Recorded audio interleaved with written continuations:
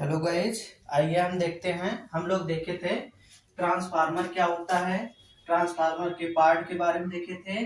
आज हम लोग देखेंगे पार्ट्स ऑफ ट्रांसफार्मर। आज हम लोग ट्रांसफार्मर के पार्ट के बारे में देखेंगे। तो आइए देखते हैं पार्ट्स ऑफ ट्रांसफार्मर। ट्रांसफार्मर के पार्ट हिस्सा। तो पहला हमारा टैंक। टैंक किसको कहते हैं? ट्रांसफार्मर के टैंक में ही नेफ्था ऑयल भरी जाती है तथा इसी ऑयल में कोर पर की गई वाइंडिंग को डाला जाता है। तो टैंक का काम क्या होता है? जो ट्रांसफार्मर के टैंक में नेफ्था ऑयल भरी जाती है वही क्या किया जाता है, इसी ऑयल में कोर पर की गई वाइंडिंग को डाल दिया जाता है। अब हम दूसरा देखते हैं कोर क्या होता है। तो ट्रांसफार्मर का कोर नर्म लोहे का बनाया जाता है। ट्रांसफार्मर कोर किसका बनाया जाता है? नर्म लोहे का बनाया जाता है। पतले पतले पत्ती की बहुत अधिक पत्तियों को एक साथ जोड़कर कोर को बनाया जाता है। मतलब कि पतली पतली पत्तियों को एक साथ जोड़कर क्या बनाते हैं? अधिक पत्तियों को एक साथ जोड़कर कोर को हम बनाते हैं। पतले पतले पत्ती इसलिए ली जाती है कि इसमें ईडी करंट ना पैदा हो सके। पतली पतली पत्तियों को इसलिए लिया जाता है क्योंकि इसमें ईडी करंट ना पैदा हो, इसीलिए लिया जाता है। इसी कोर पर वार्निश का लेप लगाते हैं और क्या कर देते हैं, इस पे इसी पत्तियों पर हम क्या कर देते हैं, वार्निश का लेप लगा देते हैं कि ईडी करंट ना पैदा हो, जिससे ईडी करंट ना पैदा हो। अब आइए नोट्स देखते हैं। तो ट्रांसफार्मर का कोर सिलिकॉन स्टील या नर्म लोहे का बनाया जाता है। तो ट्रांसफार्मर का कोर किसका बनाया जाता है? सिलिकॉन स्टील या नर्म लोहे का बनाया जाता है। आइए अब आगे देखते हैं। आइए अब देखते हैं तीसरा नंबर हमारा कंजर्वेटर टैंक और एक्सपेंशन टैंक। ये क्या होता है हमारा? इस टैंक का प्रयोग इसलिए की जाती है अगर ऑयल ओवरहीटिंग होता है। इस टैंक का प्रयोग क्यों किया जाता है कि अगर ऑयल जो है ओवरहीटिंग हो रहा है तो हम क्या करते हैं, तो वह मेन टैंक से ऊपर उठने लगता है। जब ऑयल ओवरहीटिंग होके तो क्या करता है, वो ऊपर उठने लगता है। तो क्या होता है, तो मेन टैंक से ऊपर उठने लगता है और उसी ऑयल को जगह देने के लिए कंजर्वेटर टैंक को मेन टैंक के साथ जोड़ दिया जाता है। कंजर्वेटर टैंक में आधा आधा क्या भरा जाता है, आधा नेफ्था ऑयल पहले से भरा होता है और बाकी आधी जगह खाली रहता है। मतलब कि जो कंजर्वेटर टैंक होता है उसमें आधी जो है, आधे जगह पे हम लोग क्या भर देते हैं, नेफ्था ऑयल पहले से ही भरे रहते हैं, आधा जगह छोड़ देते हैं ताकि जब हमारा ऑयल गर्म हो, हीटिंग हो तो ऊपर उठने पर वो जगह जो है कवर कर ले और टैंक फटे ना। यह खाली जगह गर्म हुए ऑयल को अपने अंदर कर देता है जिससे ट्रांसफार्मर फटने से बच जाता है। आइए हम देखते हैं फोर्थ नंबर हमारा ब्रीदर। तो ब्रीदर क्या काम करता है? ब्रीदर एक ऐसी व्यवस्था है जो ट्रांसफार्मर में ओवरहीटिंग के दौरान कंजर्वेटर में भरी हवा को अपने रास्ते बाहर कर देता है। क्या करता है ब्रीदर का काम? क्या है कि जो ट्रांसफार्मर में ओवरहीटिंग के दौरान कंजर्वेटर में हवा भर जाती है उसको क्या करता है, अपने रास्ते बाहर कर देता है। क्योंकि यह कंजर्वेटर टॉप पर जुड़ा होता है। कहाँ जुड़ा होता है? ऊपर जुड़ा होता है। पुनः जब ऑयल ठंडा होता है, जब ऑयल क्या होता है, ठंडा हो जाता है तो दोबारा हवा अंदर की तरफ जाने लगती है। जब कंजर्वेटर में हवा जो होता है वो क्या होता है, जब बाहर गर्म होके बाहर निकलेगी, फिर वो जब ठंडा होने लगता है तो बाहर से हवा अंदर आने लगती है। तब क्या होता है, तो दोबारा हवा अंदर की तरफ जाने लगती है। इसलिए यह हवा नमी युक्त ना हो, इसलिए ब्रीदर में सिलिका जेल भरा जाता है।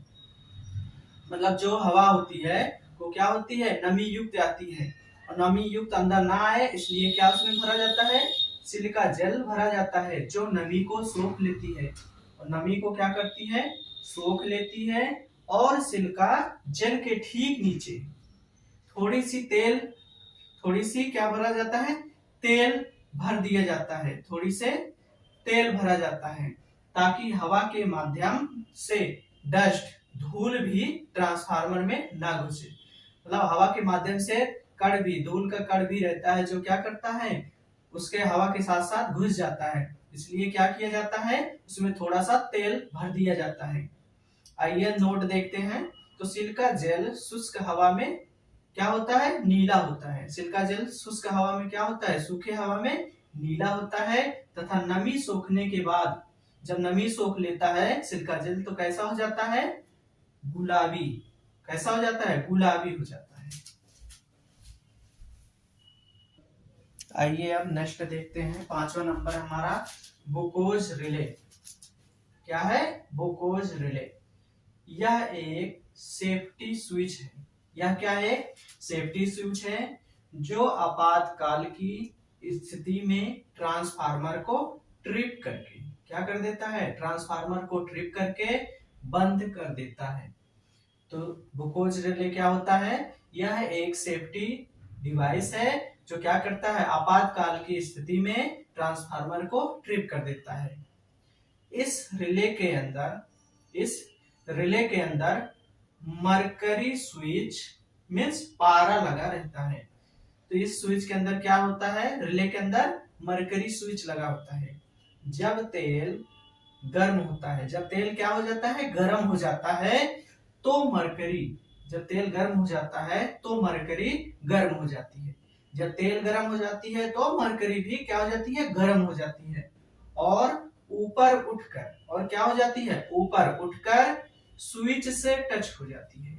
और क्या करती है, जब तेल गर्म हो जाएगा, मरकरी गर्म होने के बाद क्या करेगी, वो स्विच से टच हो जाएगी। जैसे ही टच करता है वह स्विच ऑपरेट हो जाता है। जैसे ही टच करता है क्या हो जाता है, स्विच जो लगा होता है वो ऑपरेट हो जाता है और क्या करता है, ट्रांसफार्मर को बंद कर देता है। ऑपरेट होकर ट्रांसफार्मर को बंद कर देता है। आइए अब नोट देखते हैं।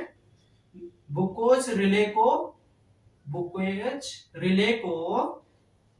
कंजर्वेटर टैंक और मेन टैंक के बीच में लगाया जाता है।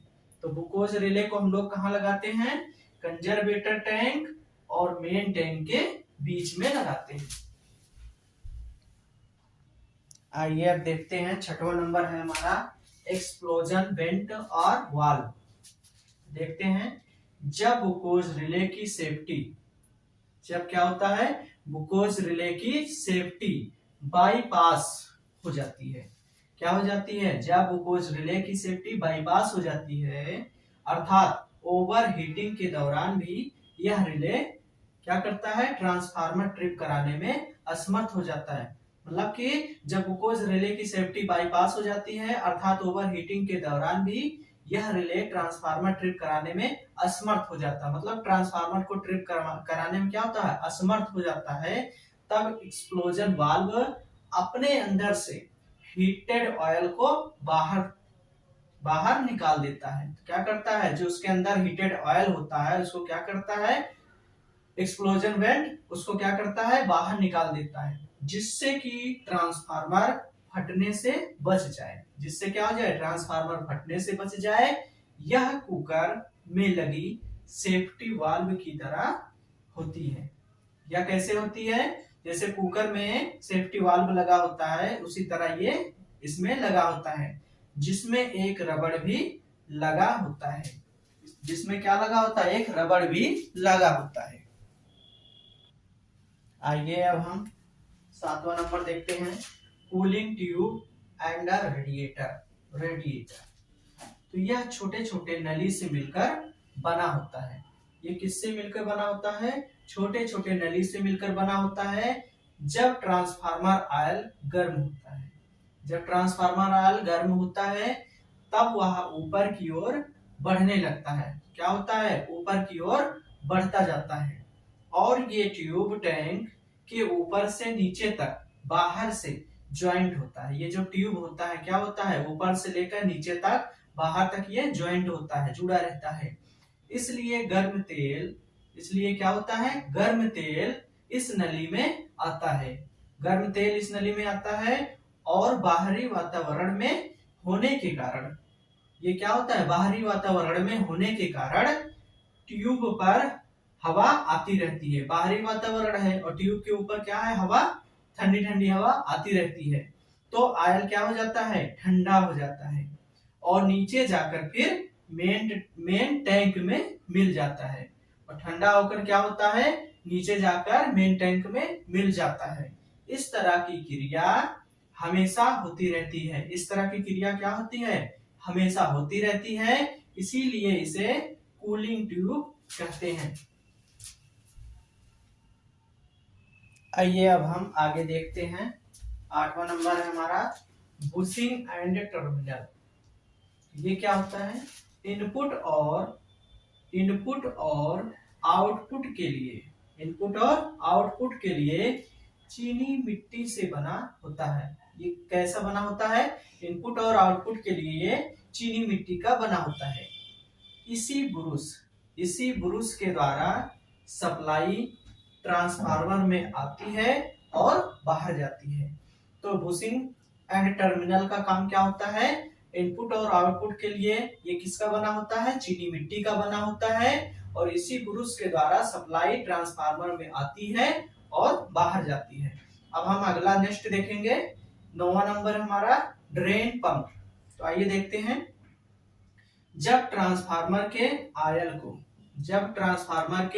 को डेटरेशन किया जाता है, मतलब उसको साफ सफाई किया जाता है, दूसरा तेल उसमें हमें डालना है, डेटरेशन किया जाता है, तो इसे बाहर निकालने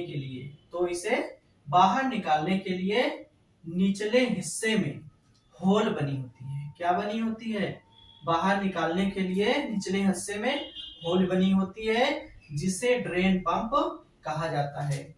वीडियो को लाइक कीजिए, सब्सक्राइब कीजिए, शेयर कीजिए और सपोर्ट कीजिए। हम आप लोगों के लिए इसी तरह वीडियो लाते रहेंगे।